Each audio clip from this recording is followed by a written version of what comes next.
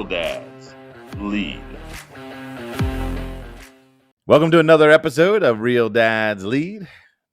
I'm here, Dwayne Smith, your host. Next to me, Mr. Matt Hamilton, your co-host. How you doing? I'm great. Yeah? Yeah. It's been, 5 minutes since our last podcast? Maybe a little bit longer. We were talking to your wife a little bit. Oh, that's true. Doing a little bit of business in between podcasts, which is always good. Mm-hmm. So, anything happened over those last 5 minutes? I took a few sips of water. Okay. Yeah. That's about it. Mm-hmm. How's your coffee headaches going? That's not very good, actually. So if anybody has any advice on if you are, lacking coffee or caffeine and you get these headaches or what have you. That's not my issue. I'm not lacking. I had coffee this morning. Oh, you did? Oh, yeah. I wake up with these like screaming headaches that run all the way back down to like my spine. It's like a muscular thing. Yeah. And nothing helps it. Like a regular cup of coffee doesn't do it. I'll go all night, all morning. And I was saying that there's a coffee shop here in town, Olentangy Brewery. It's delicious. Excuse me. And like 3 or 4 times now, when I've had this issue, I'll go and get a double shot of their espresso, which is actually 4 shots in my latte. And within 15 minutes or so, it's gone. Okay. It's amazing. So and it tastes good. It tastes good. I'm thinking that I need to maybe like get an espresso maker and just like when this happens, just have like. So you need more. Yeah, I'm like instead of like ibuprofen or Tylenol or something like that, I'm just gonna get a high dose of espresso. Okay. When this happens, that's my current game plan. Okay, so you're good. You don't need any advice from anybody out there. I don't need your advice. Ha- I'm just kidding. I'm open to other advice. It stinks. But anyway, I'll probably go get some espresso. It's not as bad as it has been, but I'll probably go get some espresso after this podcast. Yeah. I know that Luke and Caitlin have a espresso maker, so and they love it. Yeah. We're actually, I will say this. It's not something that has happened, but tomorrow we are going to summer camp with our youth group down at Crossings in, this is legit the name, Baghdad, Kentucky. Ooh. Yeah, I'm hoping they have some pretty sweet merch to go with that name. But anyway, they actually have their own espresso bar for leaders. Oh, really? Yeah, it's pretty sweet. Good thing you're a leader. Yes, I am. What time is that? What time are you? We leave at 10 in the morning. We get a.m. back on Sunday late afternoon. Okay. So praying for a lot of good stuff to happen in among the youth and even among the leaders. And I've really been trying to get closer to a lot of the youth, and I've just been praying for greater opportunities to talk with them and getting to know some of their own issues, praying through some of those. I think what I'm going to do, I've never done this before, but I think over the course of the next couple of days, I'm going to like pull each boy aside and just ask them if I can pray over them for a minute, just kind of lay hands on them and pray for their weekend, for God to move in their hearts and for there to be repentance where there needs to be and confession and healing and a resolute heart to follow him, more holy. So you can pray for the camp. We're excited about it. Yeah. How many boys are going? I don't know the split, but currently I think there's 85 people total from our church. The Crossings is, I've never been there, but it's massive. 15,000 kids go through this camp every summer. Wow. It's huge. So, and there's, I'll give a shout out. I don't know if we've ever done this, mentioning specific kids, but in our youth group, there's over the last year, there's been a young guy who's from France. His mom went here to Big Walnut High School, and she went overseas teaching English, met her husband, so the family lives over there. The boy has been coming here every summer since he was little, but he went to school here this year, and we got to know him. It's been a real blessing, and he has a hunger for the Lord. His brother just came, all 3 of his brothers actually, but he and his brother just last minute got permission to go to camp as well. Oh, nice. And so I'm really excited about that. He's got a real hunger for sharing the gospel and just kind of this ferocious appetite for learning as much as he can. So excited about that as well. He does. Yeah. Because he grew up in France, right? Yeah. Interesting. All right. Yeah. Well, we'll be praying for that, and hopefully you'll have good safety and good the prayers and stuff that you pray over the boys will be well received, and that you will be able to do what we had for our 34 points, point 34. Be a blessing. Be a blessing to all those who are out there. Yeah. That really has been part of my driving hope, motivation in the youth group, is to be another father figure, in these boys' lives, and the girls to a certain extent. Obviously, I'm not as close to them, but just looking for ways and hoping that the Lord would use me to inspire them on their path to becoming good men. Yeah. Who's all going from your family? My entire family is going. Well, my wife is not. And our son, whose birthday it is today, he's 1. Oh, happy birthday, yes. Elias. Yes. He will not be going either. Okay. So they're going to be home alone. She'll probably like that for a little while. Yeah. Or will she be like, how will she take it? Will she need a break? No, I think she'll be fine. She'll be fine. Yeah. No, I don't know. It's kind of, it's mixed feelings. Every mom needs a break, Yeah. I say she'll be home, but she's going to be with friends a lot and, whatever. So be good. She may actually go down to South Carolina if things work out with her family. Okay. Nice. So, well, we are on chapter 8 of in our book, Stepping Up, A Call to Courageous Manhood by Dennis Rainey. And it kind of tied into our last podcast a little bit on words of wisdom, words of advice given from father to son. So let's just jump into that a little bit on chapter 8. So it definitely flows together. The opening quote here, it's unknown who the author was, but a boy without a father figure is like a boy without a map. So he's playing off the current or the previous GPS analogy.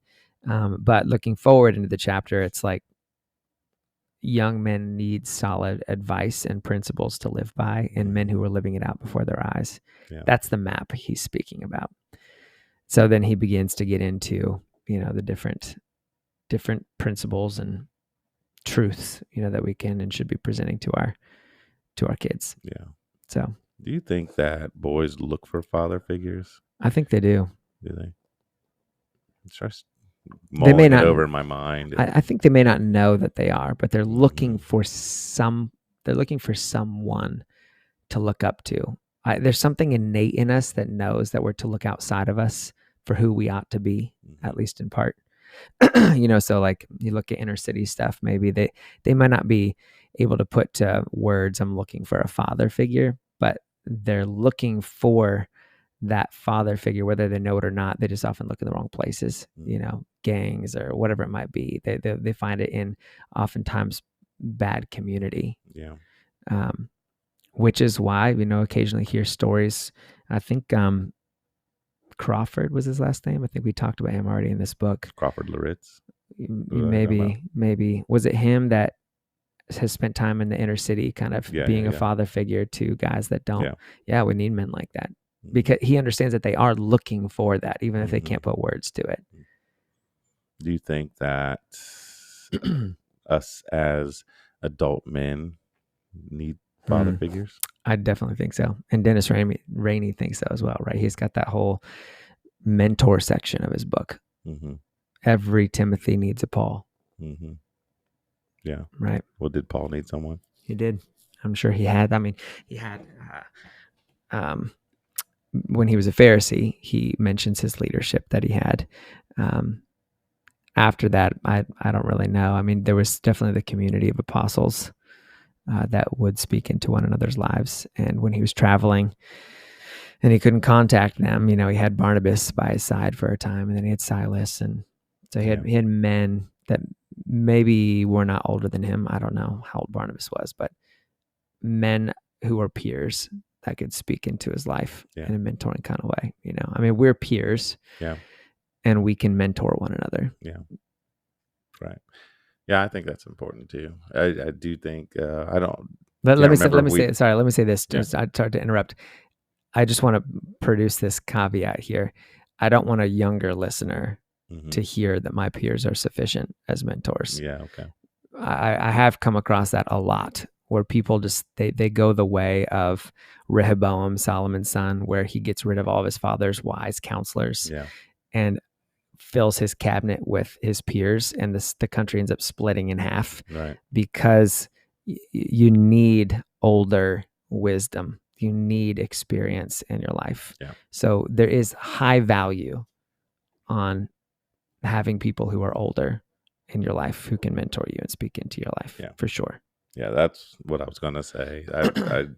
That there was I can't remember what I was listening to, but basically said that you should always have an older mentor and a peer mentor, or a peer person that you can bounce ideas off of, and then someone that you are mentoring that's younger. So through all those stages, and so that even, if you are younger, you should still be able to find someone who is younger than you.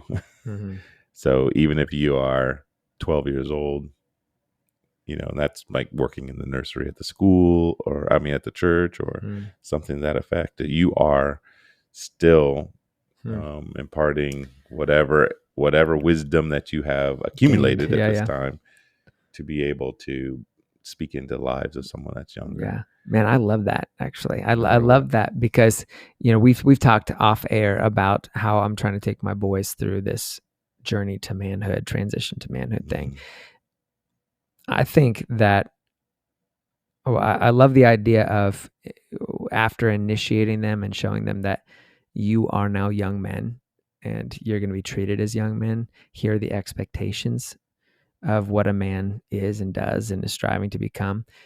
If part of that was the look for somebody to pour into, so that from their earliest experiences as a man, say they're 13, 14 years old, they understand the concepts of hearing from their peers in humility, from their mentors, their older people in their lives in humility, having solid companionship who are running the same direction with the same passion, and then pouring into younger people, like you said at church, like get involved in kids ministry. Be an assistant leader where you can teach Bible stories and answer questions and things like that. I think that's beautiful. Yeah, and because the younger kids look up to the older kids way more than they look up to older adults. My kids would sometimes, they were in sports in high school, and they went to a private school, but sometimes their coaches would take them to the elementary school. When they were in middle school or high school, they would take them to the middle school or elementary school and talk to the young kids, and they just looked up to them like they were all that, and so I think that principle applies no matter what stage of life you're in. Yeah, that's good. Yeah. So that was the first quote, and there was another guy, was Edgar Guest. Edgar Guest. Edgar Guest, yes. He was probably, I don't know, I was listening to it on the audio version of it, and they actually have him speaking. And it was a long time ago. It sounds like those really, really old Disney reels or something like that, or war commentator video. With that clicking in the background. But I don't know. We don't need to read all that. But we won't read it all. Go ahead and summarize it. And I think it's worth saying that for Dennis Rainey, he said this remains one of the most profound statements on fatherhood that he's ever heard. Up to the writing of this book. So again, we're not quoting it, but essentially he says that many men have failed as fathers because where they put tons of time, energy, and resources into mastering their trade, achieving titles in their certain market or field of study or whatever it is, they have failed to put that much time, energy, and resources into their boys. And he said there's a great irony essentially where had that dad or those dads been approached when their children were young by someone who said, would you, for this amount of money, let me raise your kids? They'd be like, no, get out of here. There's no way I'm going to let you raise my kids. Right. You know, this is my responsibility. It's my privilege. And yet that they essentially do cave and do that very thing, just more subtly over time by giving much more to their workplace than to their home and to their children. And he says, too much time spent in money making implies too little time spent with the boy. And finally, he says that to be the father of a great son would be my true success. Yeah, I like that. Mm-hmm. That's biblical as well. Absolutely. You know, talk about children being the crown of a father. Mm-hmm. You know, so a wise son is the crown of a father, something like that. Yeah, that's very, very true. I actually sent that to my boys because I'm super proud of them, all of them, and the direction that they're going, and the wisdom that they're showing, and it does make me super proud. So I sent that verse to them not too long ago, actually, just praising them for the choices that they've been making, and but it's so super true. It's a balance with the seeking titles and money and things like that, because you have to do it as far as the money to provide. But, you know, it did say in that quote that he said it was the too much. You're doing this too much. It's out of balance. So finding that happy medium of I got to work, I got to do these things, but I also have to spend time, and being able to work super hard and yet have the energy when you come home. I mean, it's not easy. It's not an easy thing to do. To put that investment that you do at work and then having to put the same energy into an investment or more energy into the investment that you do with your kids when you're home. And maybe that is, I mean, maybe that's not like a daily thing. Maybe it is something that's, you know, dedicated time during the week or dedicated time during the weekends that we're going to make sure that I invest into my kids. I mean, it's different for every person, I would guess. Yeah. This gets back to our provision podcast, you know, one of our earliest ones, which if you have not listened to that, I would definitely suggest going back and listening to it, because we talk about a lot more detail. But a couple questions come up, not the least of which is what is enough? You know, because oftentimes when we're pursuing this, and he's saying too much, what did he say? Too much time spent in money making, implying, I think, you're seeking money, perhaps luxury, comfort, more than you need to be, right? That's where it's out of balance. You know, we are called to provide for our families what they need, and God has promised to provide what we need, you know, not in excess. And we often get in trouble by pursuing the excess. And that is literally stealing time from our families that God intended for us to be giving to them. Yeah. Does that make sense? Yeah. When money and titles, etc., become an idol, just like any other idol, they rob us from what is truly good for us and those around us. Yeah. So it is a tight balance. So, I mean, I don't know if I told you before that I have a friend who's a medical surgeon, and I was chatting with him and asked him, you know, what some of the toughest things were. Is this the veterinary doctor? No, not the veterinary doctor.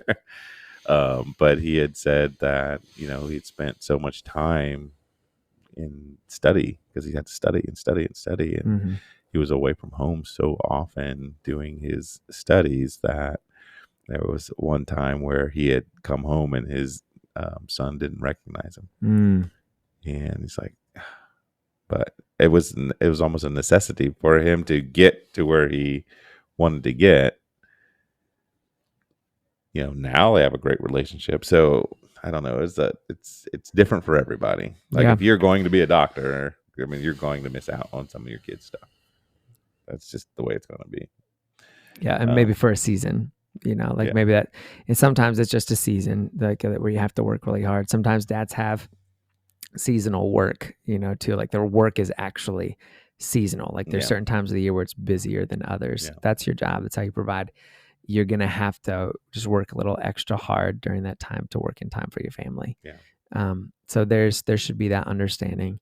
But the point is that you're making, I think, though, is that if it becomes an idol, that's the whole point. I mean, if you're still, your family's your first priority, then you're going to be intentional about it no matter what, even though you have to do these other things. Yeah, this is a deeper conversation, because there are many men out there who say, I'm doing this for my family. I'm working 80 hours a week for my family. Well, not really. I mean, you might be, you're doing this for your family in order, again, that they might have certain excesses or wants, etc., that they just don't need, when in reality what they need is you.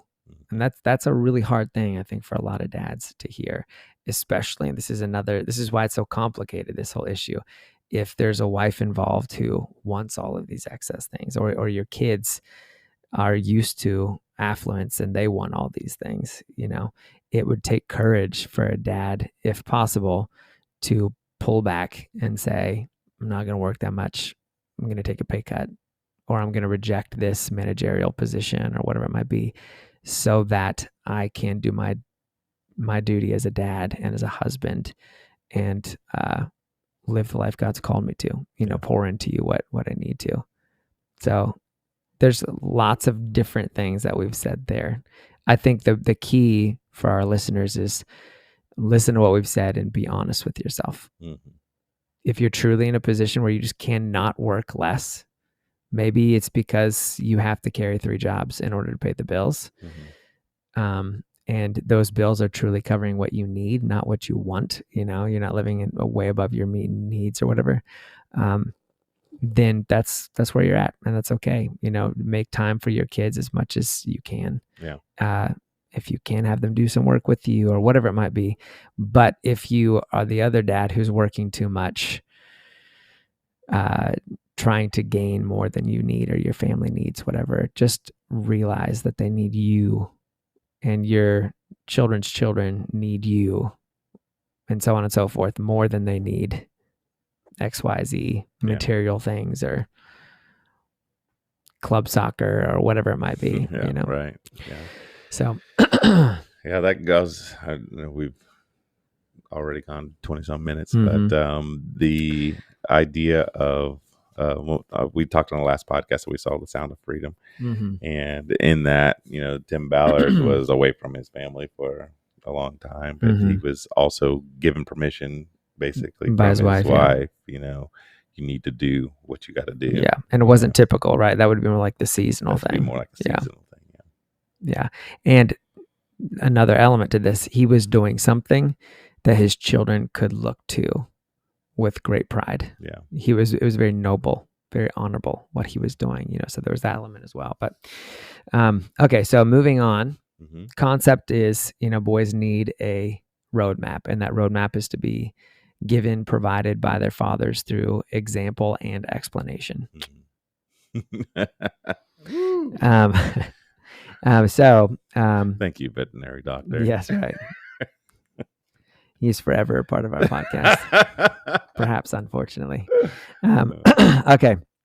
So essentially, Dennis Rainey says to dads, it's time to decide what legacy you want to leave behind. And he, with encouragement, says, whether or not you're just getting started or you are late in the game and you've made a lot of mistakes, it doesn't matter. It's never too late to start building and leaving a solid legacy. Mm-hmm. And then he goes into the examples of Josh and the more well-known John Wooden, his son, the famous basketball coach, super successful, arguably one of the most successful men in American history as far as their market goes. He's very successful. But he had his priorities straight. Yeah. And he got that from his dad. Yeah. That's what this whole section is really about. Yeah, and because he was so successful, he made a big impact. Mm-hmm. And all of the different characteristics he was pouring into being a father figure to a lot of his players. So he coached at UCLA and won like 11 national titles.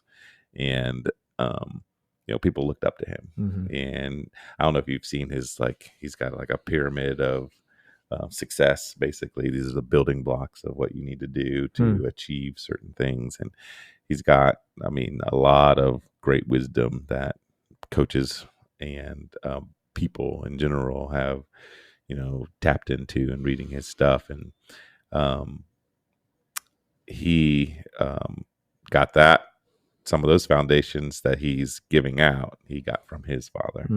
And as we were talking about the 34 different father to son words of advice or words of wisdom, I thought it was neat when we were reading this chapter that he gave out some advice from it was meant to be. Yeah. What were some of those that? Let me say this first, is something you just made me think of. You said that some of the advice he's giving out now today comes from what his dad gave him. And that's really a beautiful thing. I think for me, I'm a perfectionist, and I kind of it's almost like I tend to think that I'm not going to give them advice until I have all the advice that they need to have. Right. But the beautiful thing is that our job is to kind of get them started, give them the wisdom that we have right now, but know that they're going to gain more wisdom and be excited about that they're going to be able to pass on not only yours, but theirs. Yeah. In addition to their children, right? And the legacy is just going to grow stronger and stronger, but it has to start somewhere, and it can start with you. I think that's very valuable for someone like me to hear. I like that. Okay, so two of the most common things that his dad would say to him growing up were, number one, never lie, never cheat, never steal. Pretty solid. Yeah. Of a basis of morality. Yeah, right. Yep. Number two would be don't whine, don't complain, and don't alibi. The whining and complaining, there's a lot of value in that. Be thankful, don't grumble, accept. We've talked about this before. Whoever said it, boys want ease, but men embrace difficulty. Don't complain at it, don't whine at it, just embrace the difficulty like a man and push through it, right? But the don't alibi, I think, is also really good. That's a don't make excuses kind of a thing. Don't give me a reason why you didn't do this or that. Sometimes that's okay, but we tend to just, if we're caught in something, we have a reason for why we didn't do it, and it justifies it completely. Don't alibi. Yeah. If you say you're going to do something, just do it. Yeah. Accept the responsibility. Yeah. And if you mess up, accept the responsibility. Don't alibi. Yeah. I like that. I love both those. Yeah. And then he went on to give him a little card, he says. And when he handed it to him, he said, like when he went off to college, I think it was. Okay, maybe. Yeah, I don't remember. When he went off to college, he's like handed them this card. And said, and try at to that live. time when he was doing the interview, he's like in his 80s or whatever, he still had that card. 60 years later. Yeah, that's right. So he carried it in his wallet for decades, potentially till he died. I don't know. That was in 2010. He was 99, almost 100 years old. So he said, try to live up to this. And here's what they were. The first one was be true to yourself. And as he's explaining that to Dennis Rainey in the interview, he says, the concept is if you're true to yourself first, you will be true to other people. If you can lie to yourself, it's really easy to lie to other people. So number two was help others. Pretty simple. Yeah. Straightforward. Yeah. Gets back to what we said before, being others centric. Yeah. Putting others before yourself, essentially. Yeah. Right. And I think seeking to help others. Looking for ways. Instead of waiting. Yeah. It doesn't always just have to present itself, but, or even opening your eyes. Sometimes I pray that the Lord will open my eyes, because there's a lot of things that are right in front of us that we just ignore and we don't see necessarily. So sometimes I pray that, Lord, open my eyes to how I can be helpful today, And it could be something simple. Yeah. Doesn't have to be, helping, mowing someone's grass even. It doesn't even have to be that extensive. It could just be saying a kind word or. Mm-hmm. Yeah. I think probably one of the ways that this was fleshed out in his own career was he could have been consumed with becoming the best coach and having the winningest team only, but helping others meant that he was also going to invest in making these young men good men. Yeah, right. So, number 3, make friendship a fine art. He said you got to work at it. It doesn't just happen. Yeah. Invest in your friends. Be a good friend. Work hard at it. The 4th was make each day a masterpiece. Do the best that you can each day in whatever it is that you've been stewarded with. Yeah.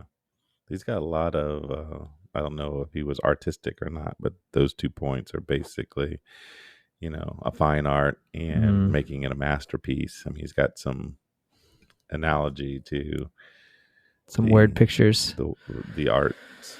And yeah, I mean, the one that talks about making friendship a fine art, like you're saying, you got to work at it. It's not I was thinking about fine motor skills. It's something that's repeatedly and taught, and you have to continuously work at it in order to get good at it. And those who are not, like someone like me who didn't have the best fine motor skills, you just kind of breeze through it.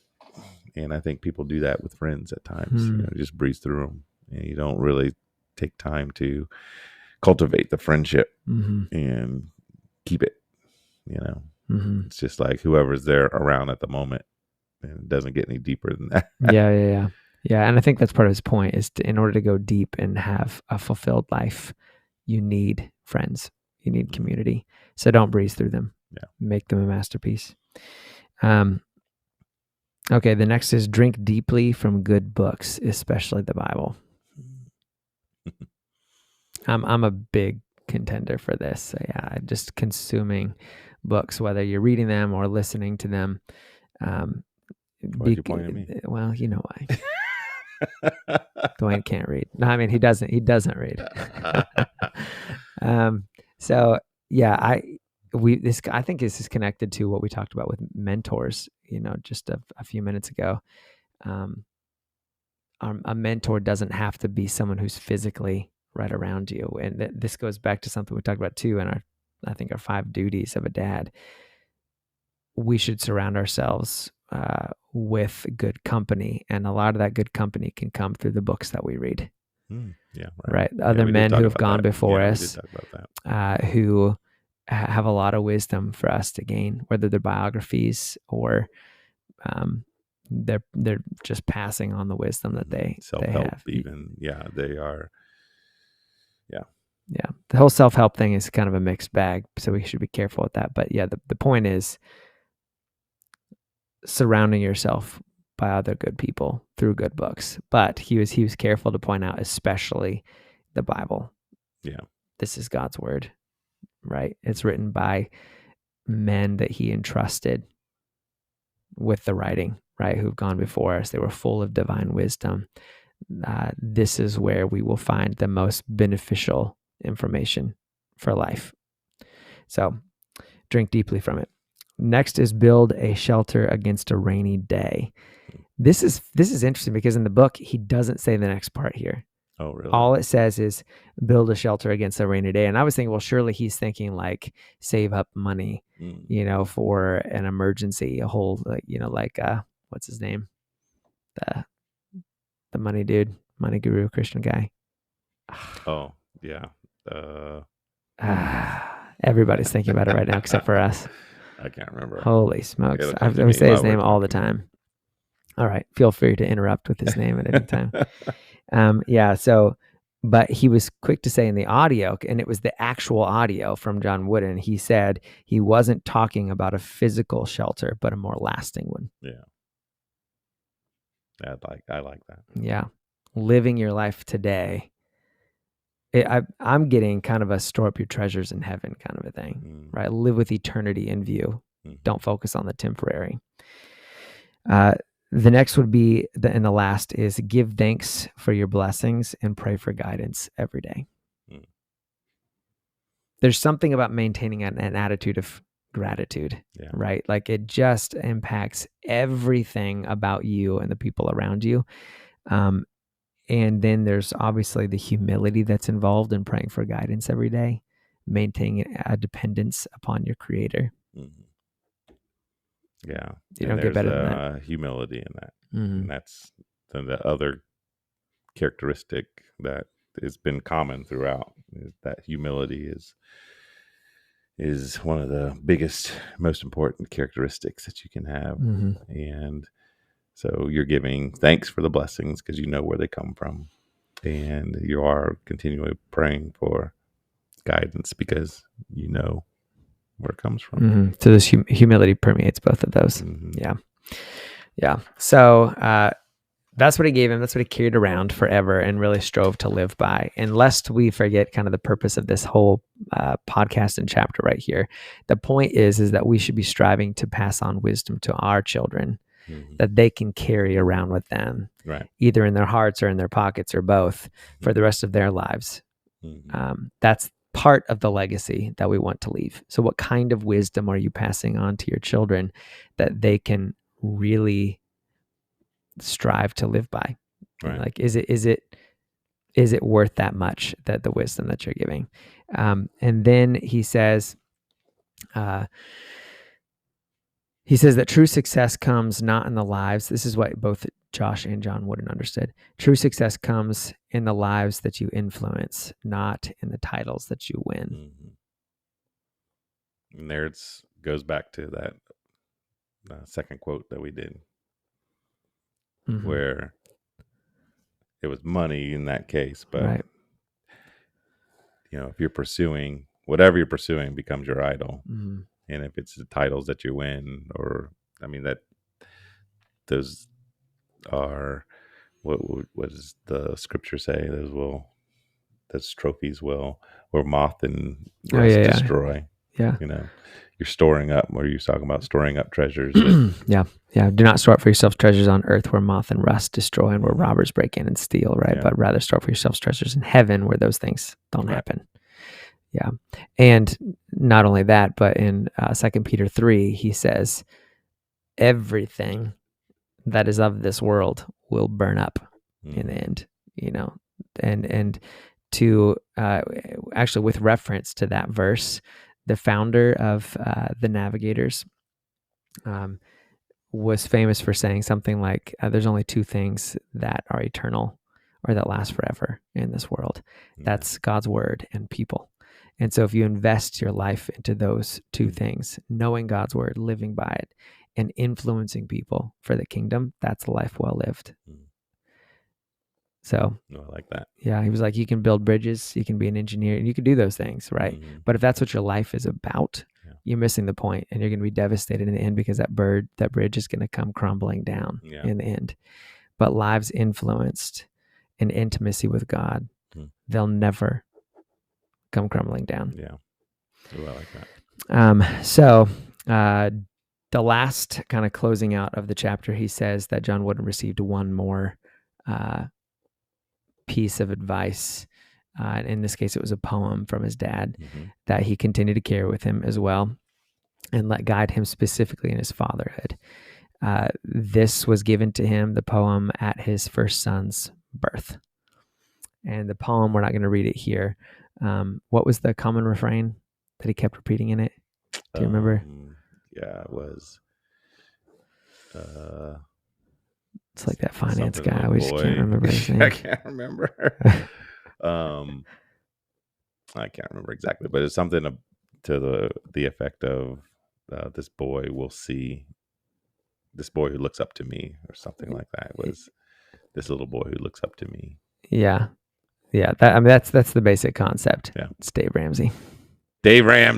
Boom. Okay, sorry, Dave. There's no personal offense. We just had a bit of a brain fart. So the poem, essentially, it can be summed up in this, that his dad little boy who looks up to me. Yeah, this little boy that looks up to me. So his dad was saying, now that you're a father, you need to understand that this boy will follow you and he will become you. So you need to be careful and you need to lead well. Your words and your life will build this little boy. And that's something that we, of course, we need to keep that forever before our eyes as dads, even after they leave the home. What we do and say, how we lead, continue to lead their mom, how we continue to lead their siblings, how we continue to lead as grandparents, how we continue to lead even them as they come to us for advice. The examples that we set in our pursuit of ministry. When we get to the retirement age, what are we doing? Are we chillaxing on the beaches, or are we continuing to work for the kingdom of God? It's that kind of stuff. Your children will become who you are. In many respects. So be careful. Make sure you are. You're becoming who you want them to become. Don't be cats in a cradle. Idea. Yeah, it's good. Yeah, it's a good what chapter. What do you think overall of the chapter? You liked it? I did. Yeah. The chapters are short, but they pack a punch. And I think the value of doing one of these a week typically, and I hope our listeners will take advantage of it, because oftentimes we blow through a book and we've not read it slow enough to really meditate and let it sink in. I'm hoping that our listeners will take this advice and ponder it at least for a few days, especially if you're coming in on this later where you could listen to them back to back. Take a few days, really let sink in the truths that we talk about, that Dennis is presenting here before you move on to the next. Let them become a part of you. Well, that is the end of this little episode. For all of those who have been watching or listening, we really appreciate it.